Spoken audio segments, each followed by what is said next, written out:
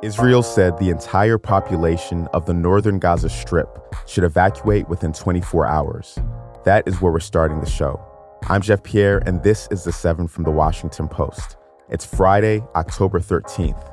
Let's get you caught up with today's 7 stories.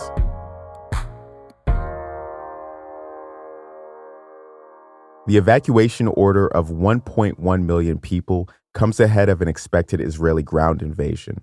Israel said it plans to end Hamas rule in Gaza after the group killed over 1,300 people on Saturday. An Israel Defense Forces spokesperson read from a statement to Palestinians in the north of Gaza this morning. The Hamas terrorist organization waged a war against the state of Israel, and Gaza City is an area where military operations are taking place. This evacuation is for your own safety. You will be able to return to Gaza City only when another announcement permitting it is made.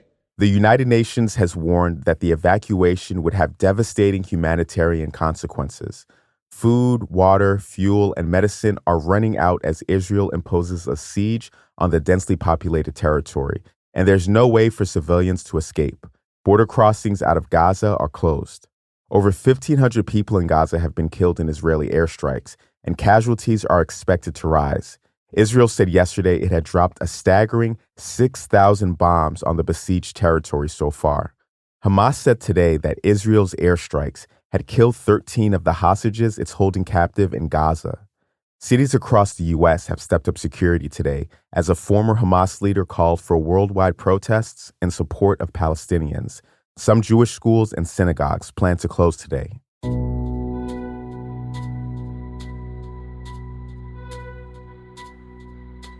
At number 2, Steve Scalise has dropped his bid to become House Speaker. The Louisiana Republican was unable to secure enough support from his party to win a majority in the full House. That's despite the fact that he was chosen as the GOP's nominee on Wednesday. Scalise spoke to reporters yesterday. This House of Representatives needs a speaker, and we need to open up the House again. But clearly, not everybody is there. And there's still schisms that have to get resolved.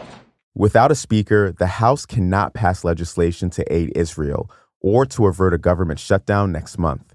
Republicans will restart the nomination process today.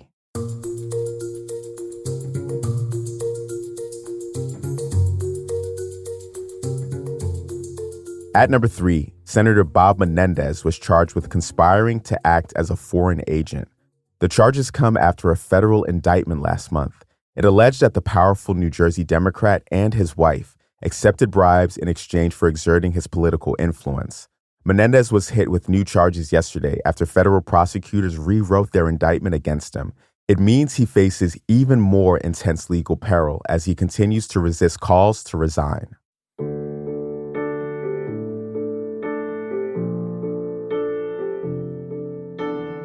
An Aurora, Colorado police officer was convicted in Elijah McClain's death. That is our 4th story today. A jury found Randy Rodema guilty of criminally negligent homicide and third-degree assault in the 2019 death of Elijah McClain. He'll be sentenced on January 5th. McClain was a 23-year-old black man, and he was unarmed when he died. Another man, former police officer Jason Rosenblatt, was found not guilty of all the charges he faced in connection to the killing. Rodema's and Rosenblatt's case is the first of 3 trials in McClain's death. The trial of another Aurora police officer begins today, and 2 Aurora fire rescue paramedics will be tried later this year.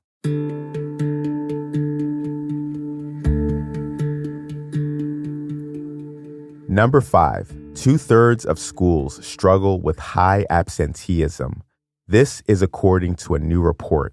It said that 66% of schools reached a high or extreme level of students repeatedly missing classes in 2021 and 2022. This was the first year of full in-person learning post-pandemic. The reasons behind this are complex. The report's authors said that some teens may have found jobs during the pandemic and continue to work. The student mental health crisis could also be a factor. Students are considered chronically absent when they're out of school for at least 18 days, or 10% of a school year. The implications here are serious. Absenteeism is linked to marked drops in student test scores, and teachers have to scramble to help students make up lessons they missed while still keeping other students on track.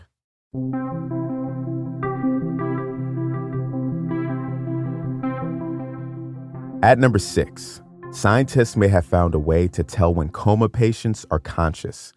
They're using MRI scans to identify patients who may appear to be in a coma, but are actually processing some of what's happening around them.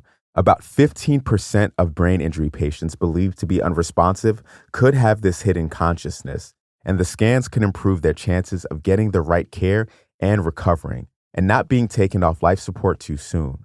In related news, scientists yesterday unveiled the most detailed portrait yet of the human brain. They call it a brain atlas, and it is wild. We have images of it on our site. You should check it out.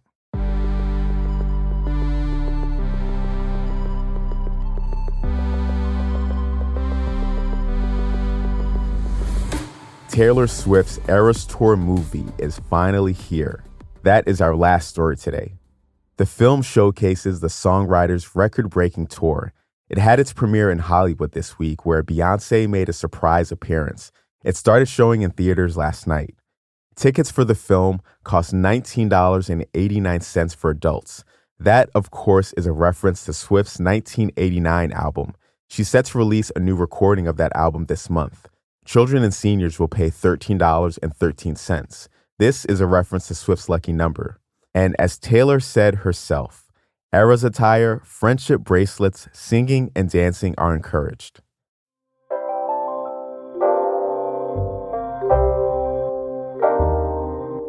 That is the show for this week. The assistant producer of The 7 is Taylor White. The staff writers are Jamie Ross and Hannah Jewell. John Taylor is our editor. Additional editing by Christina Quinn. Copy editing by Melissa No and Francis Moody. Mixing and sound design is by Jim Briggs and Justin Garish. Our theme music is by Edith Mudge. Our director of audio is Renita Jablonski. I'm Chef Pierre. Thanks for listening. Have a great weekend, and I will meet you back here on Monday.